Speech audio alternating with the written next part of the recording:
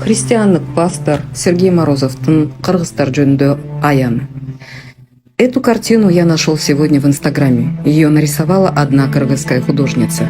Когда я увидел ее сегодня утром, я сразу вспомнил одно видение, которое было у меня в день воскресный, в последний день моего пребывания в Бишкеке. Прогуливаясь рано утром по улице Бишкека, я вдруг в одночасье увидел спускающуюся с неба на город Бишкек женщину. Она была одета в женскую национальную одежду кыргызов.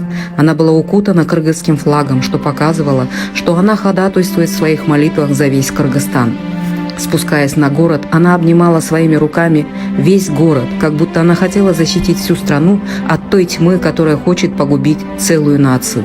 У кыргызов и есть предназначение от самого Бога. Кыргызстан должен стать центром духовного пробуждения Центральной Азии.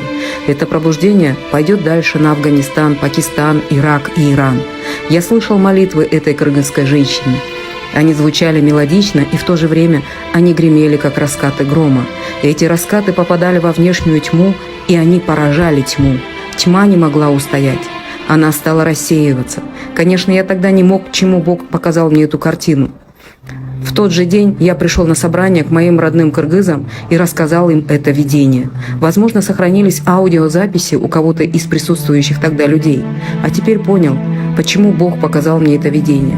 Когда начались трагические картины на границе Кыргызстана и Таджикистана, я понял, Бог воплощает свое решение. Братья кыргызы, мы должны довериться Богу именно сейчас. Мы должны взяться за руки, крепко обнимая друг друга, поддерживая друг друга. Мы должны стоять в молитве, мы должны стоять в проломе за Кыргызстан, за народы Кыргызстана. Доверяясь Богу, мы доверяем и будущее Кыргызстана Ему. Мы провозглашаем великое пробуждение, которое разорвет узы греха. Падут все нечестивцы, падет вся ложь и восторжествует солнце правды. Сегодня к вашим молитвам присоединяюсь я и мое служение.